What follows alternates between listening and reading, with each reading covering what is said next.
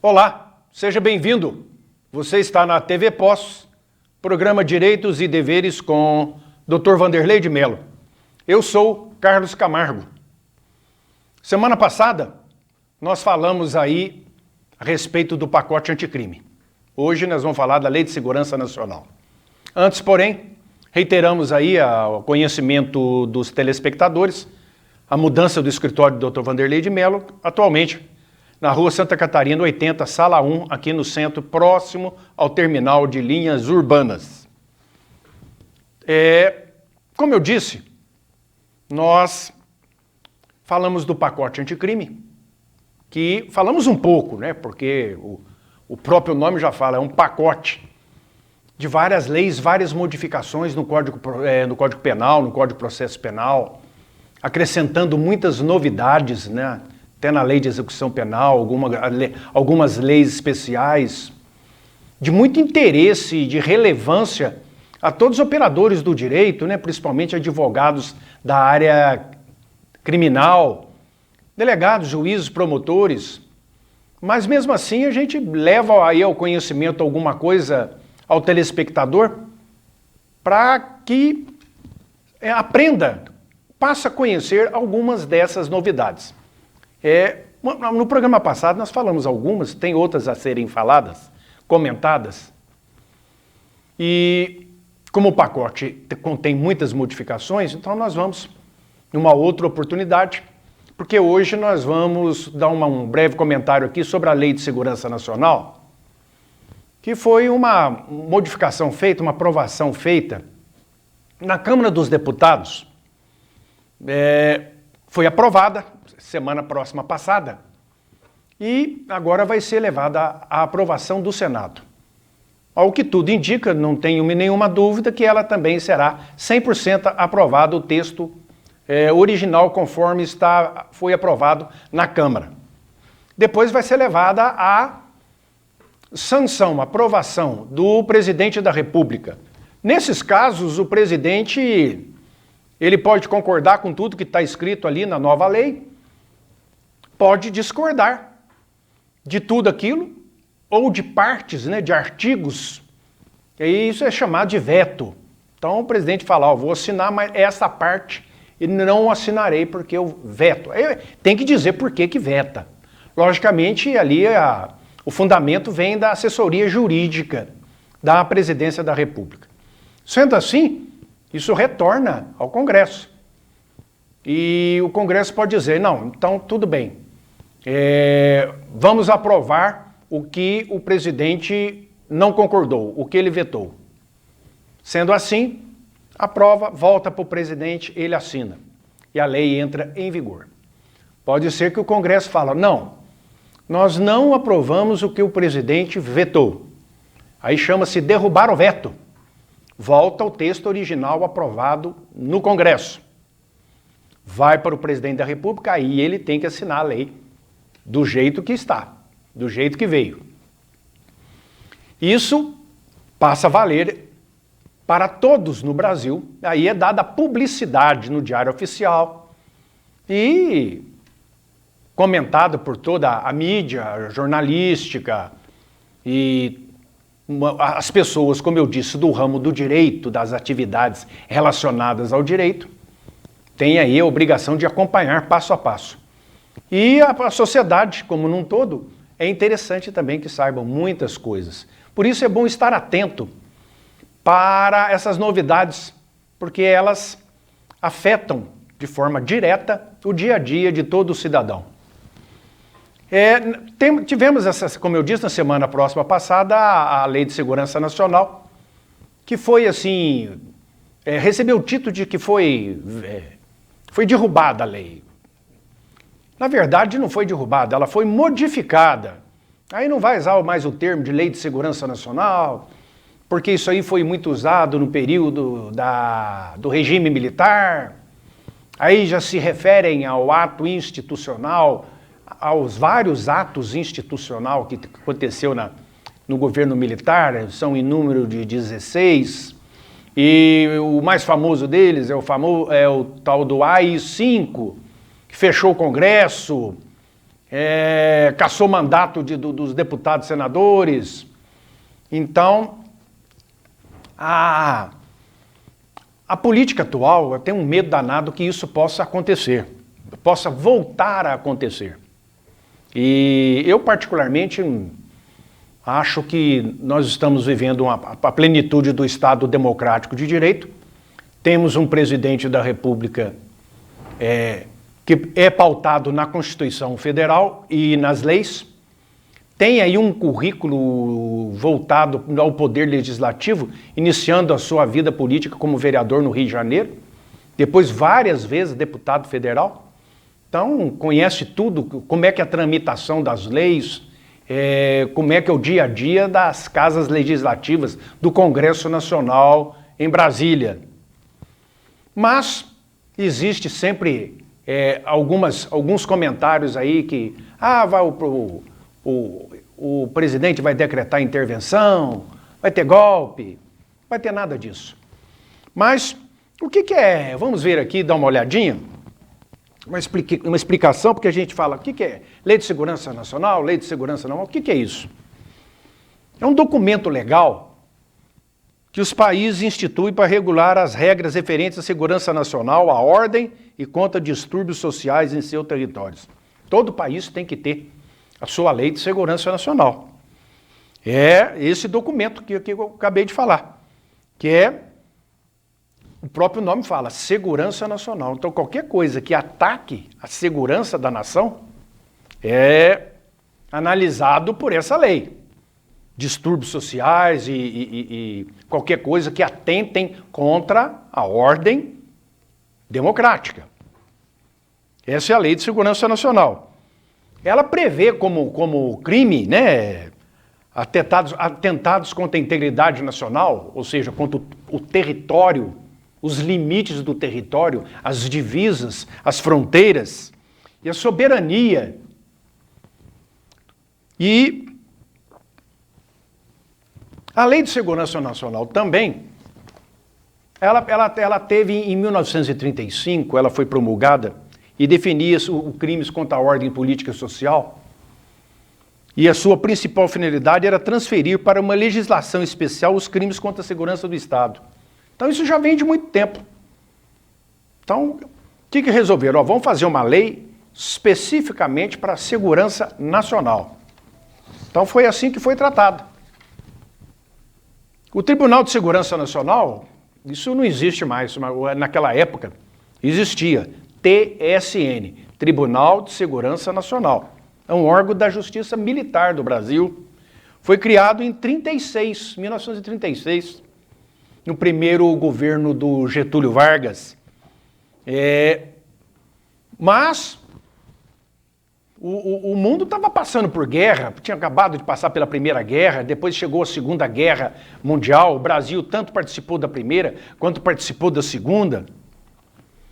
Em 1945 ela foi praticamente totalmente abolida, foi extinto esse TSN, esse Tribunal de Segurança Nacional. Quem que cabe a quem a julgar aí os crimes cometidos contra a segurança nacional? A Justiça Federal. E quem é que vai investigar? A Polícia Federal. Quem que vai apontar aí se uma pessoa ou um determinado grupo, né, de pessoas cometeu um crime contra a ordem e a segurança nacional? Polícia Federal. Depois será julgado pela Justiça Federal. Tem alguns pressupostos penais, que a gente é importante, nós vamos comentar sobre eles, que são 5, que é tratado nesta Lei de Segurança Nacional, que é a soberania, como eu disse, a traição, violação do território, atentado à integridade nacional e espionagem. A proposta também toma crimes a insurreição e o golpe de Estado. A conspiração, o atentado à autoridade, o sequestro, cárcere privado, incitamento à guerra civil. Os crimes incluem grave ameaça também, não precisa nem ser ele acontecer, só a ameaça de poderá acontecer os atentados à integridade nacional. Como eu disse, a insurreição, golpe de Estado, atentado a direito de manifestação, conspiração. Muitas coisas, então, que afetam a soberania nacional. Um outro crime, que é praticar por meio de grupo armado, civis ou militares, atos contra a ordem constitucional e o Estado democrático. Isso aconteceu na época antes de 1964 e após 1964, com a infiltração terrorista, terrorismo praticando atos tanto na área urbana quanto na área rural com guerrilhas, na área urbana com sequestros de embaixadores, cônsul, sequestros de diplomatas, como assalto a bancos para angariar dinheiro, atentado contra quartéis do Exército, Marinha, Aeronáutica, aeroportos, rodoviárias. Foi um período muito complicado. Então, o governo daquela época usou essa Lei de Segurança Nacional e o chamado ato institucional, que era um decreto do presidente da República sem nenhum tipo de questionamento. Existe aqui uma figura que está na Lei de Segurança Nacional que eu acho que acontece demais hoje. Caluniar ou difamar o presidente da República. O do Senado Federal, o da Câmara dos Deputados e do Supremo Tribunal Federal, imputando-lhes fato definido como crime ou fato ofensivo à sua reputação. Olha, eu desconheço uma pessoa mais caluniada, mais injuriada, mais difamada, mais atacada do que o nosso presidente da República, o atual. Mas também acontece com o presidente do Senado, com o presidente da Câmara dos Deputados, do Supremo Tribunal Federal, muito. Isso é crime. É o crime. Está no artigo 26. E os crimes contra a União? Os crimes contra a União. A União é a reunião dos estados. Então o próprio nome já fala, união, unir, estar junto.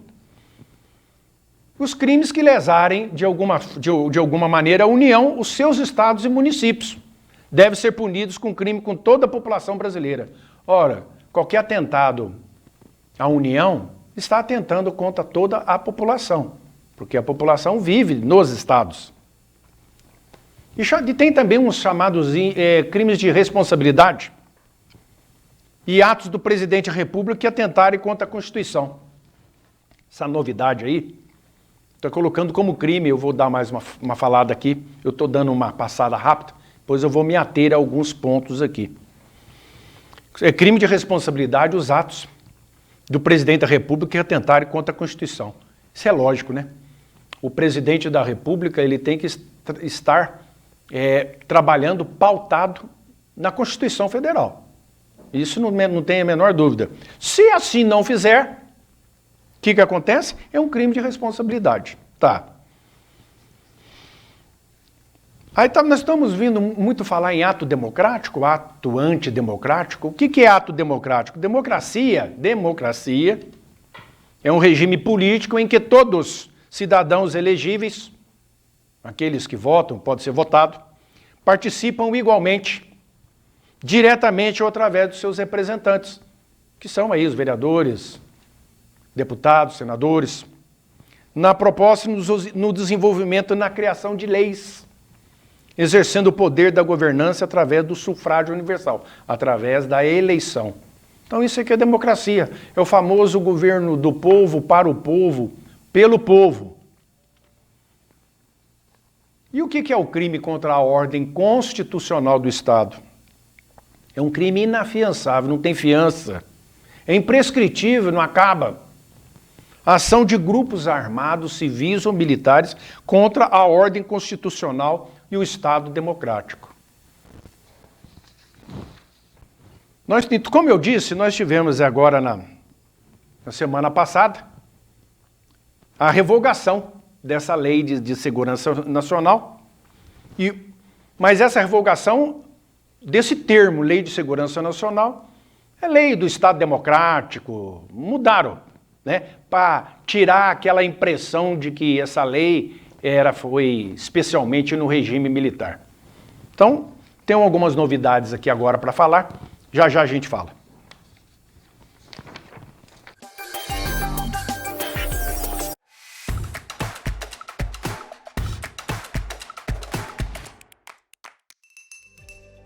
A primeira vez que eu entrei aqui, eu fiquei deslumbrada com a beleza do prédio, a tecnologia, a educação dos funcionários. Aqui é tudo muito diferente de qualquer outra clínica que a gente vai.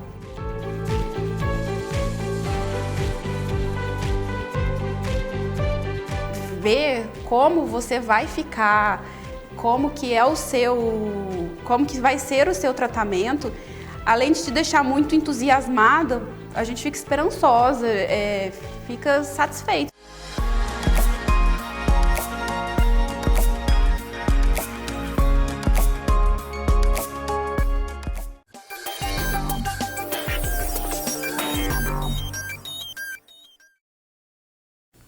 Ok, estamos de volta.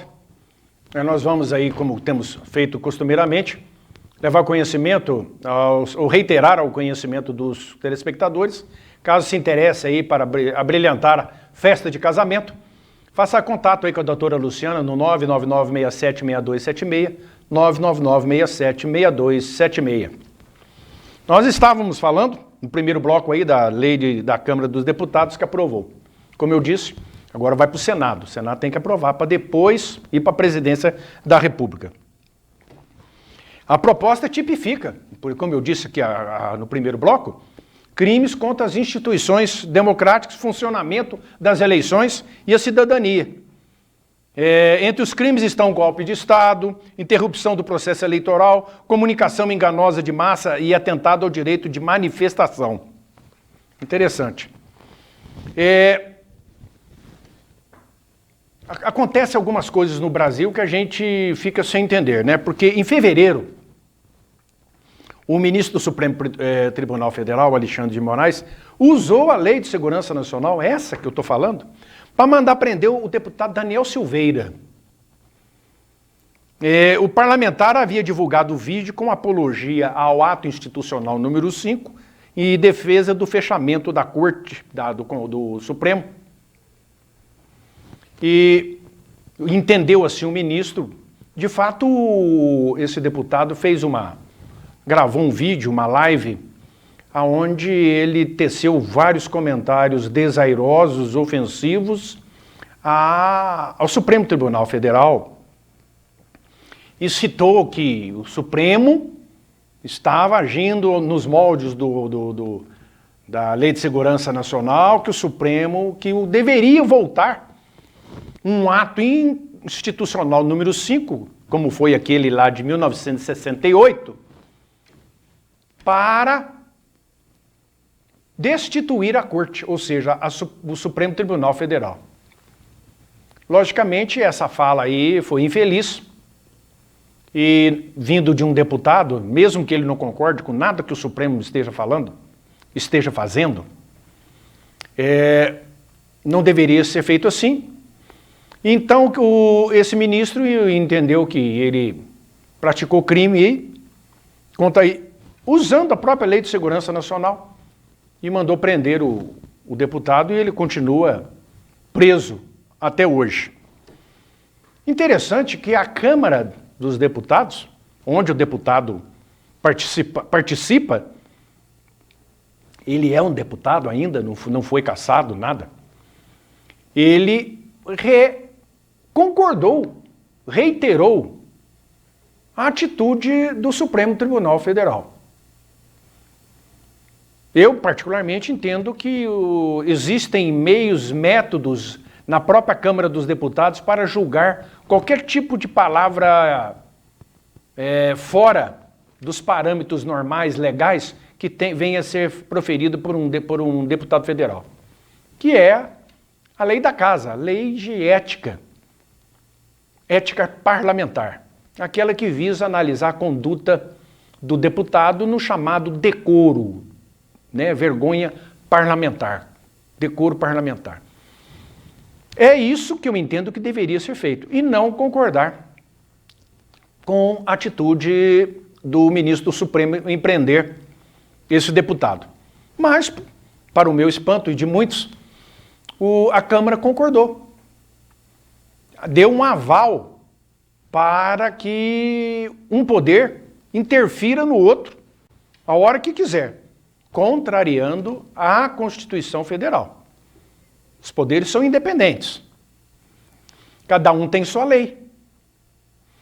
Bom, essa mesma Câmara, logo meses após, foi março, abril, maio, revoga essa lei. E agora? Aquele deputado Daniel Silveira vai continuar preso? Dessa vez, foi modificada a lei. Qual que vai ser o argumento agora? É uma reflexão a ser feita, não é mesmo? Acontece de tudo. Então eu estou falando aqui, eu tinha dito uma pincelada aqui dos crimes principais da nova Lei de Segurança Nacional, ou Lei da democracia, de atos democráticos, atentado contra a soberania nacional. Modificou também, acrescentou alguma coisa no Código Penal para definir crimes contra o Estado democrático de direito e revogou a Lei de Segurança Nacional. Então, essa lei acabou. Então, mas o que sobrou agora? Sobraram alguns aspectos que vão ser incluídos no Código Penal. Primeiro deles, atentado à soberania. Soberania, independência de um Estado, do país. Prisão de 3 a 8 anos para o crime de negociar com o governo ou grupo estrangeiro para provocar ato típico de guerra contra o país ou invadi-lo. Algum grupo brasileiro,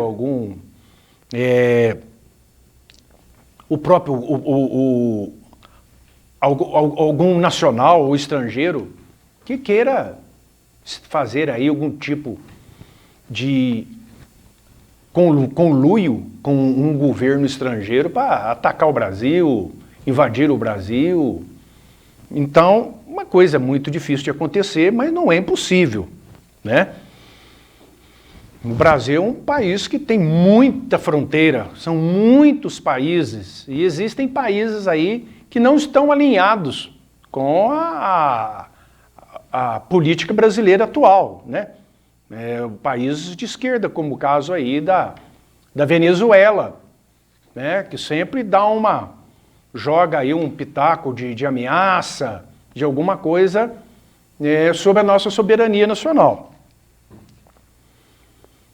Se isso acontecer com algum grupo daqui, isso aí é chamado atentado à soberania. E tem um outro atentado que é a integridade nacional, que é uma reclusão também de 2 a 6 anos para quem praticar violência ou grave ameaça para desmembrar a parte do território nacional para constituir país independente.